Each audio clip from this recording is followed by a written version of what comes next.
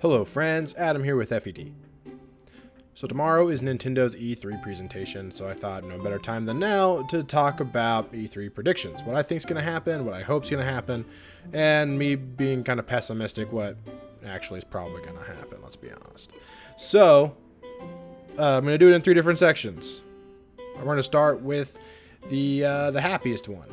The super optimistic Adam coming at you with his super optimistic E3 predictions. So I think, super optimistic Adam thinks at least, that there's going to be a new game revealed. I think it's going to be a brand new Fire Emblem game. I don't think it's going to be a remake. I think it's going to take after Three Houses, kind of like how Fates took after Awakening. You know, similar looking, except a little updated, looks a little better. It'll have improved gameplay aspects, and it'll just be better pretty much in every way. And it's going to come out in spring of 2022, so within a year, which would be amazing. That is my super optimistic Omega happy Adam. I would love that. That'd be amazing. And hey, maybe sprinkle in and something like a spin-off or two in there. Now, let's move on to pessimistic, really sad Doomer Adam. What is not... this probably won't happen either, but it's just like the saddest thing ever. And this is outside of, you know, sure, there's always a chance that just nothing gets announced. But I think worst case scenario, if we do get an announcement, I think we're going to hear something about Fire Emblem tomorrow, is it's just going to be a spin-off. And not a spin-off people are going to be excited about. It'll be a Warriors game. Fire Emblem Warriors 2. And instead of having all the characters that people want, it's going to have none of the characters they want. Because that's just how it freaking works. We're just going to get a Fire Emblem Warriors game that stars Edelgard, Dimitri, Claude, and Byleth. And maybe if they grace us with their love for Fire Emblem, maybe they'll throw in something like, I don't know, an Ike, a Roy, something like that. But if it'll be so super pessimistic, Fire Emblem Warriors 2 starring almost entirely Three Houses characters. I could totally see it happening, and I know you could too. And that's like worst case scenario for me. Now there's a whole spectrum between there.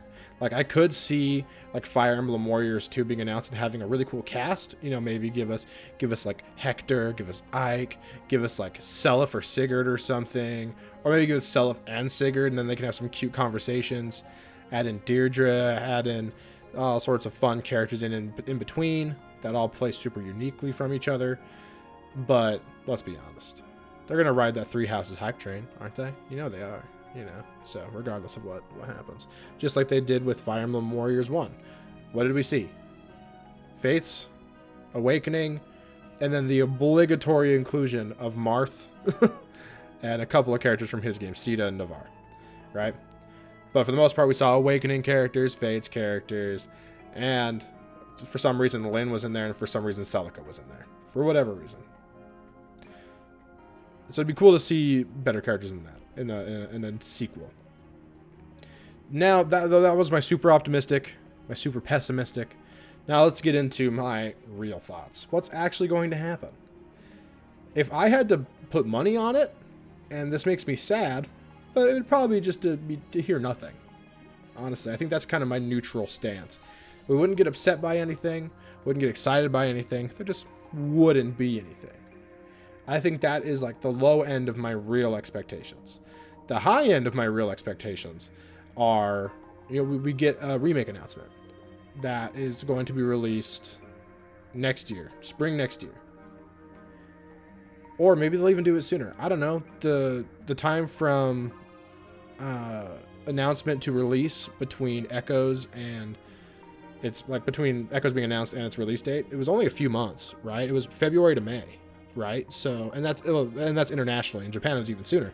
So it could be something like that. Who knows? Maybe we'll get it holiday this year. I doubt they would have Fire Emblem be a holiday game though. I think they're gonna have either like Breath of the Wild 2 might be, maybe some new Mario game. Mario Odyssey 2 will be announced. It might be a holiday game or something. Maybe Mario Kart 9 will be the holiday game. They need something big for the holidays, and I don't think Fire Emblem really fits the bill for them. I feel like that is more of a spring or summer release as opposed to a big holiday release. Who knows, too?